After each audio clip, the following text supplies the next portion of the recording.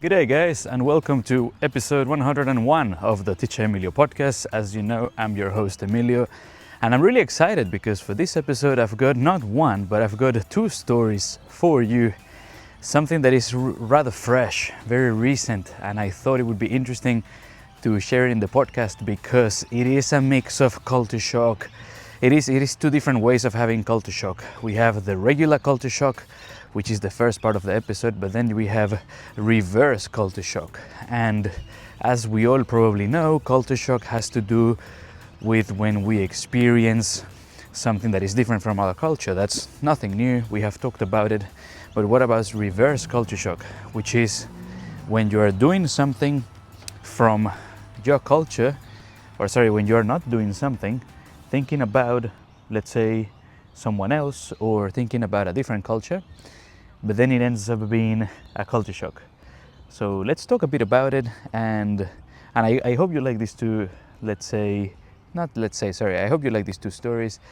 Rather interesting, and do let me know if you're here on YouTube, do let me know in the comment sections below what you think about these two stories, whether you agree with me or if you disagree. And same thing if you're on Spotify. Of course, don't do this if you're driving, but when you get a chance, do let me know, leave me a comment. I would love to hear from you. And look, without further ado, let's talk about story number one. So if you have been checking my social media, not long ago, I think it was about 10 days, 2 weeks ago, my little brother basically won his basketball league, right? And pretty exciting game, really cool. But something super cool that happened during the game, it was that not like this year's grand final, mini spoiler, I hope you already watched the grand final for the footy. It was a very tight game. It was very, quite competitive. And for a minute, not a minute, like for a good first half, I thought that my little brother was not gonna win. The other team was winning. It was a very tight match. And the cool thing is that, well, you know, the game was very, very close. Mini spoiler, well, not spoiler, you heard me a minute ago, they won. So it was one of those matches that, yes, it's like so good to watch, especially in person. But the interesting thing was the coaches. This really reminded me of my time doing long distance endurance races, triathlon. And by the way, shout out to Coach Nestorin. And I'll talk about the coach because that is the biggest, let's say, shock. The Australian coach, lovely guy, was very, let's say, quiet. He seemed very self-centered, focused, very tactical in the way he talked to Aussie students, or let's say to my little brother. But then there was the other coach, and let me tell you, look, and I'm no basketball fan, this other coach, he was like full on. As soon as, let's say, hypothetically speaking, if I'm the coach, as soon as like the other team came here, he would be screaming to the kids like, go, defend, take the ball, jump, shoot, block, be careful, this other guy, he's open, cover him. And he was like screaming his lungs out, right? As a Latino, that was super normal for me. Or another thing that would happen is, let's say that his team was attacking, so he will be like the complete opposite. Attack, go, shoot, don't do a 3-shot, do this. So he was like extremely energetic, to say the least. And I thought, damn, this other team, the team that's actually winning, right? The enemy team is winning. And for me that was so interesting because I was telling my brother, like, bro, look at this coach. This is like probably, this guy must be Latino, right? It's hard to tell you where he was from. I'm gonna assume the US, you know, based on how he sound, you know, based on accent only. Maybe he could be from, let's say, North America, right? Maybe the guy was from Australia, who knows? But the point is that for me, I remember thinking or telling myself like, damn, if I was playing in the winning team, having that coach would be so good. And even if you're losing, it's like you have that coach screaming at you, and probably that'll be really good, right? Well, not necessarily. At least for me, the first instinct would be like having that coach would be. And I thought, damn, how cool. But it turns out that I might be alone, because after the game finished, And look, after the game finished, then I remember meeting people from the winning team, of course, and then some of the parents. But before parents, sorry, one child or one kid basically said, "Oh yeah, the other coach, he was rude." And they talked about the other coach because I mentioned the other coach. So I said like, "Oh, what do you think about that other coach?" And I said he was full of energy. Not in a bad way, not in a good way. But then, that's when things started to get into the culture shock part of the episode, because a lot of Aussies, and this is like both players and this is like teenagers, right? Both players and parents were saying like, yeah, that coach he was rude, blah, blah, blah, screaming so much, this and that. And I was telling myself, but that is what the coach is supposed to do. I remember that when I did karate in high school, you would do that. Like if you're fighting in a karate match, you get people around screaming and cheering for you. I also remembered so vividly when I was doing my first aquathlon race, and a lot of the Australian coaches literally will be like this: well done, go, you can do this, like clapping, right? But then my Colombian coach and good friend Nestorin, shout out to Nestorin again, he would be like, I cannot, look, I'm gonna blurp it, but he was basically, he was cursing a little bit, Venezuelan style. So he was like, go mama huevo, go, go, go. And I remember that just hearing that was such a big push.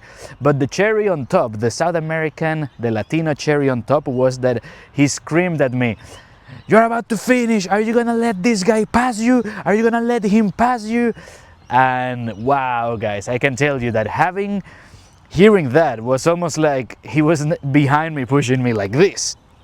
But it turns out that maybe our coaching style, and I say our thinking that in lots of countries in South America and also in Asia, because I asked students, from China, Japan, Cambodia, what was the other one? Thailand, right? And Vietnam as well. And for lots of my Asian students, they were like, yeah, of course, duh, of course you're supposed to do that. And that's where the culture shock becomes interesting, because maybe our style of doing that, of being loud, energetic, could be a culture shock. I guess now my homework is to bring an Aussie to the podcast to then discuss this in more detail. My guess might be that for some Aussies, this could be taken as you might be too cocky, as in you are very, obviously it is good to be confident, right? But maybe that is perceived as if you're being overconfident. Maybe that's not very good. That is, I suppose, one of my only guesses, right? That Australia is a place, and I think this is probably all around the world, but in Australia, that reminded me a bit of like the tall poppy syndrome. So in case if you don't know, tall poppy is, well, I haven't got it close to me, but it's basically like a little flower, right? I used to think it was puppy, like dog, but no. So the tall poppy syndrome is basically when you stand out too much, and then like imagine you have like a bunch of flowers and you have one flower really tall, very standing out, then you would like cut it so that all the grass or all the flowers are about the same height. And yes, as I'm telling you this example, I remember one really interesting phrase from Japan, or like a Japanese proverb. It's not really a proverb, but it's more like a phrase, something that people say. And I think it's something like when the nail is out too much, you push it in with the hammer. So it's almost like it's a similar concept to the tall poppy syndrome. And it gets tricky because it's like standing out sometimes may not be very good, especially like if you're being overconfident. So very interesting.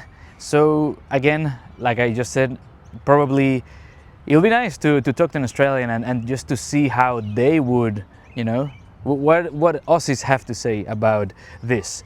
Is it only like a basketball thing, or is it more like 50-50? Maybe, I'm just here making assumptions, or like maybe a lot of people are just like the Latino coach, but maybe in Australia, sometimes Aussies tend to be, let's say, they're a bit more reserved, a bit more polite. And a good example is like when I was talking to Adam, I remember that both Adam and Max, both Australian, amazing episodes by the way, I'll leave the link in the description. They would say that if you make a mistake, and I know I'm like crossing different topics, but Adam and Max, they said that for the most part, right? Australians are used to getting people from all around the world, international students, right? And that they wouldn't tell you necessarily like if you make a mistake unless it is like really bad.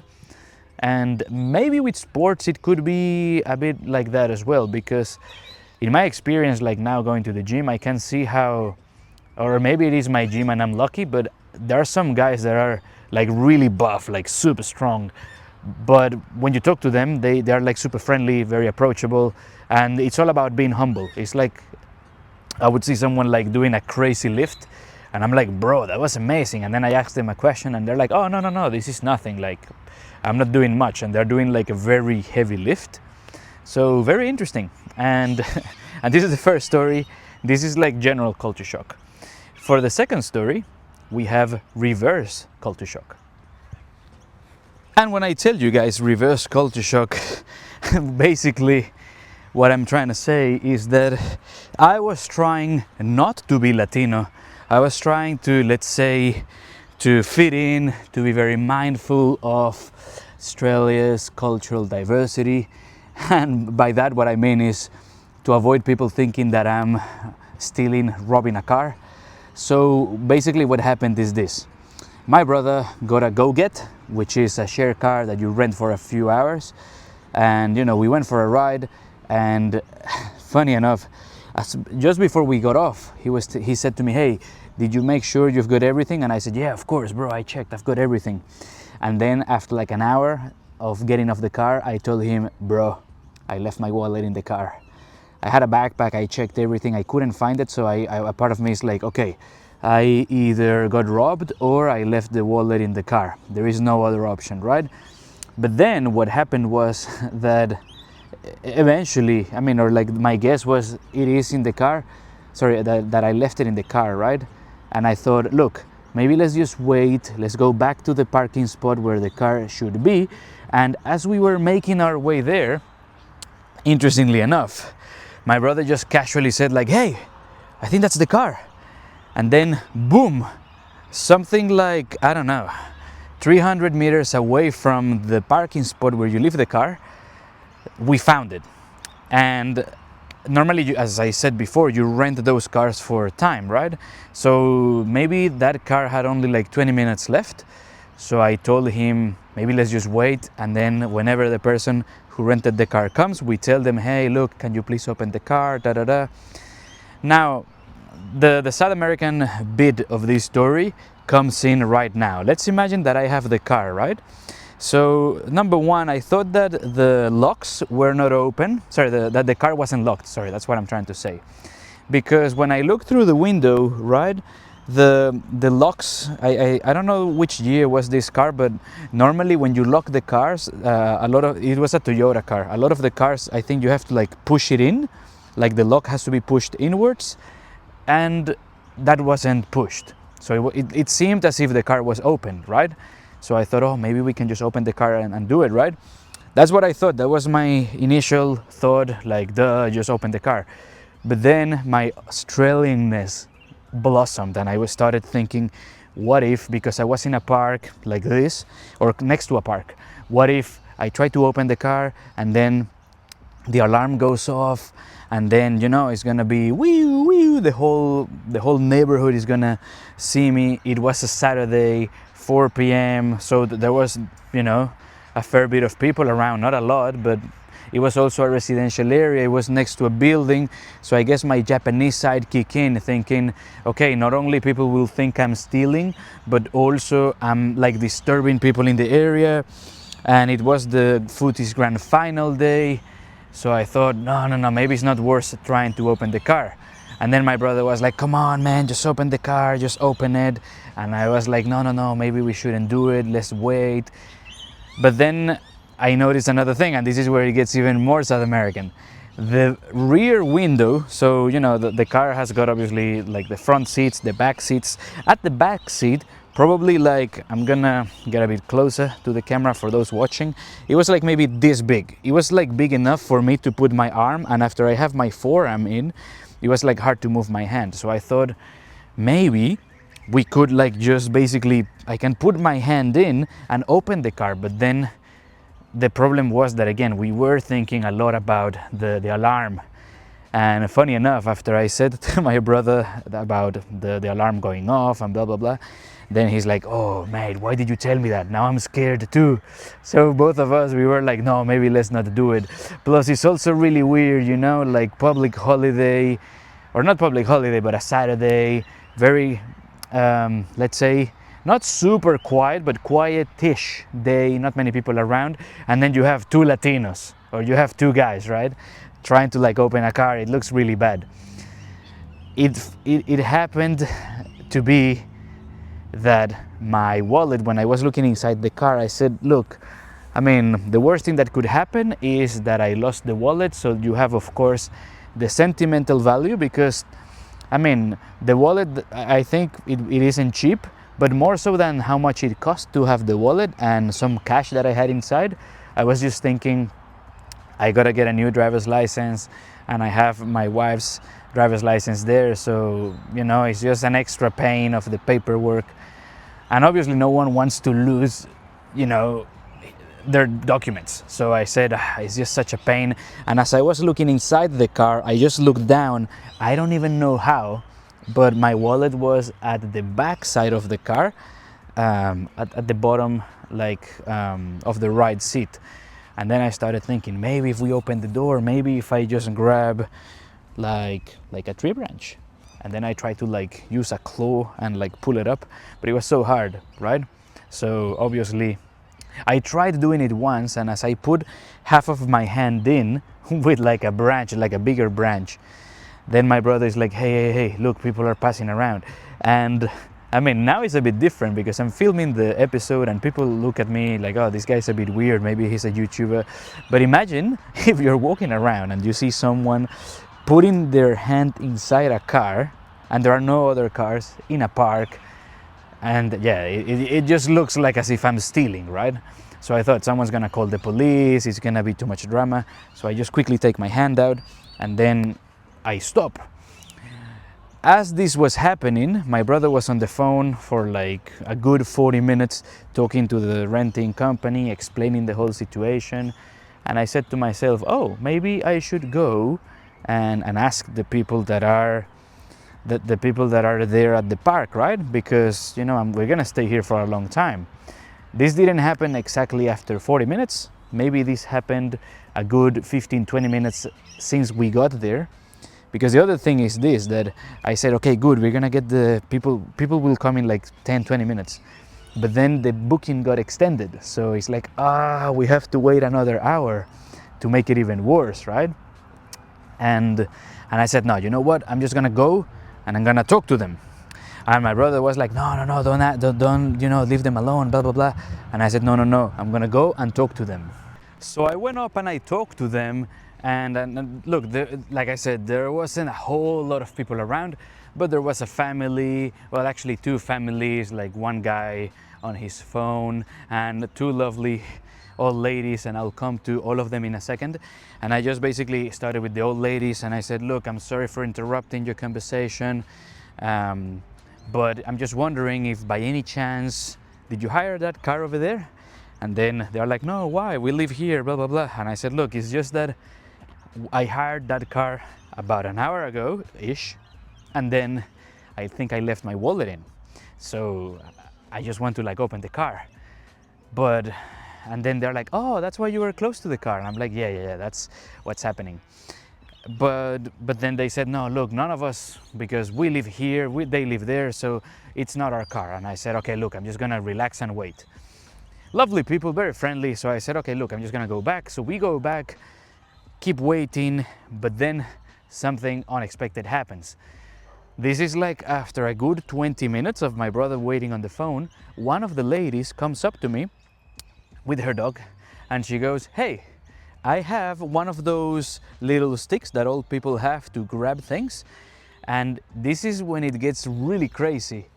Like 5 minutes before that, I was telling my brother I wasn't grabbing a lot of things from the floor, and there was even a cloth hanger. So I'm like, you know, taking my inner child or my inner engineer, and I'm trying to like make a claw, of this shape, like a V shape, to sort of put my hand in with a tree branch and then pull out the wallet. But my brother was telling me, no, bro, it is impossible. You can't do that. Come on, be realistic, blah, blah, blah. And then the unexpected happened. And then he said, of course, the only way you're gonna grab it is with one of those sticks that you press and you can pinch and grab things. So when this lady came, she's like, I don't know why I didn't tell you before. I should have told you before. And then, because she told me, you said the window was open. Why didn't you try opening the door?